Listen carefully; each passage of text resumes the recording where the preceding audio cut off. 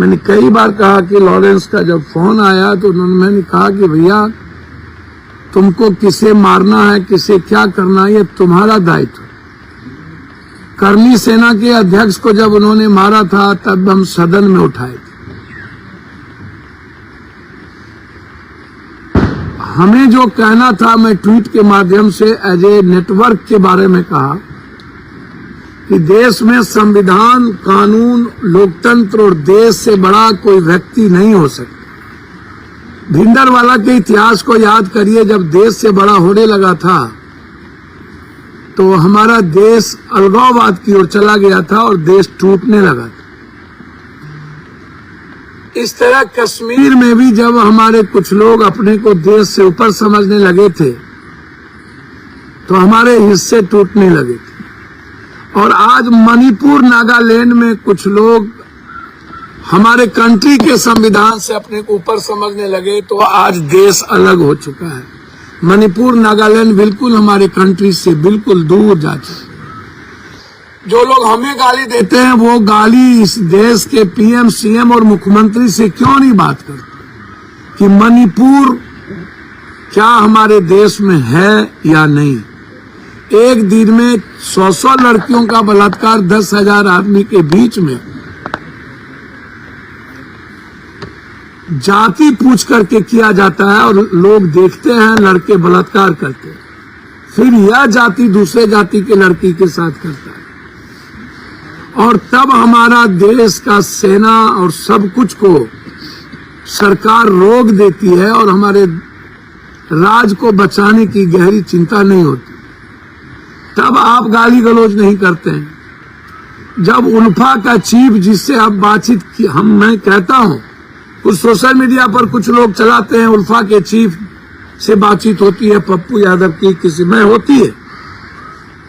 जब उल्फा के चीफ किसी को किडनैप करता है तो मैं जरूर बात करता हूं, बिल्कुल करता हूं और करूंगा। उल्फा के चीफ को अलाउद्दीन के चिराग नहीं है। खगड़िया के 2 आदमी का किडनैपिंग लड़के का, इंजीनियर का किया गया था तो मैं उसको बचाने के लिए, इकलौता माँ बेटा था, उसकी माँ पागल हो गई थी तो मैंने उल्फा के चीफ से बातचीत ही नहीं की। अंत में मुझे जाने की तैयारी करना पड़ा। मैं कुछ भी कर सकता हूं किसी माँ की उम्मीद और किसी बच्चों को बचाने के लिए। मैं यह बात कई बार कह चुका हूं, फिर मैं कहता हूं कि लॉरेंस हो या कोई हो, इसमें हिंदू मुसलमान का सवाल नहीं है। अरोरा को जो धमकी मिला, जो आध्यात्मिक गुरु हैं, छोटे बच्चे, वो कौन सा मुसलमान है? आप मारना चाहते हैं या नहीं मारना चाहते, या आप जिसको जिसको मारे, मेरा कोई लेना देना ना, आप मारिए सलमान को या किसी को, हमें क्या लेना देना भाई। सरकार का दायित्व है सलमान को बचाना या ना बचाना, या किसी और का दायित्व है।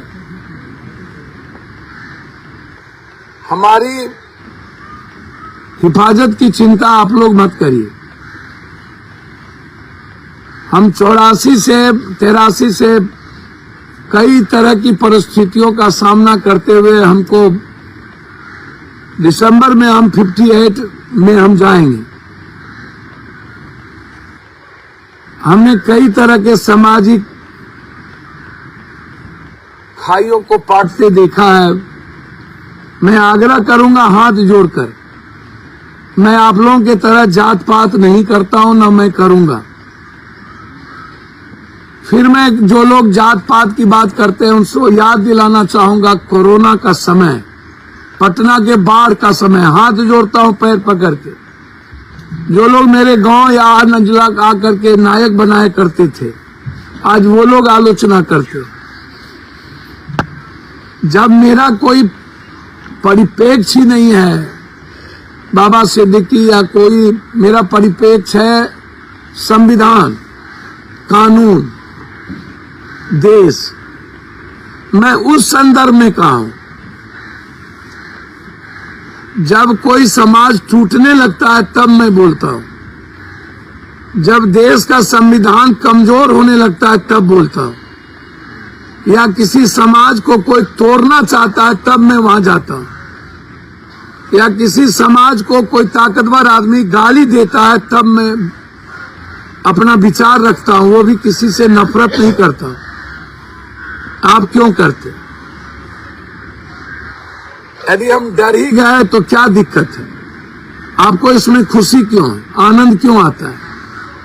पप्पू यादव डर गए, ठीक है मैं डर गया, तो डर गए तो मार दे। इतनी बड़ी धमकियों के बावजूद ना हम बम्बई गए थे, और 20 दिन हम झारखंड में रहेंगे 3 तारीख के बाद। हमें नहीं पता अमन साहू हो या मयंक हो, इसको किसने पैसे दिए, क्या इनको दर्द हुई। जुम्मा जुम्मा कुछ दिन पैदा हुए हैं ये लोग पतरातू में, और एक झारखंड जेल में है और मयंक मलेशिया में।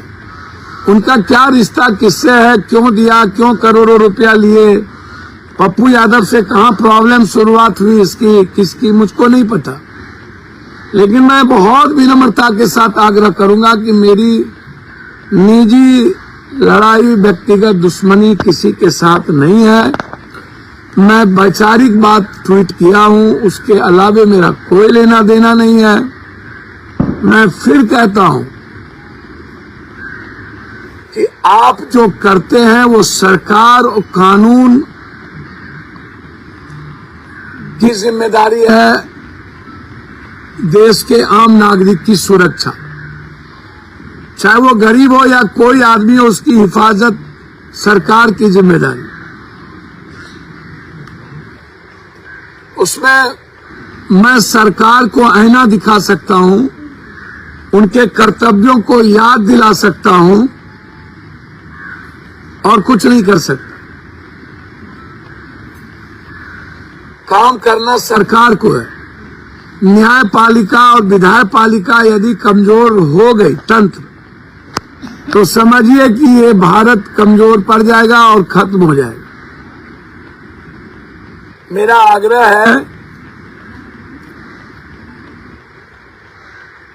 कि न्यायपालिका को कमजोर नहीं होना चाहिए, सो मोटो नोटिस लेना चाहिए। जब हर दिन धमकी दिया जा रहा हो कि आज उसको मार देंगे, उसको मार देंगे, और सरकार जब अपने कर्तव्य और दायित्व का निर्वहन नहीं कर रहा हो, तो मुझको लगता है कि हमारे पास न्याय व्यवस्था के अलावा कुछ नहीं बचा। तो इसीलिए मैं सांसद जी,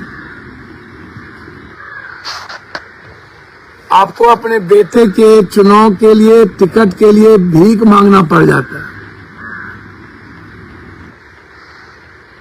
और आप पर एक नहीं कई पहलवान से लेके कई सारी चीजों के आप पर आरोप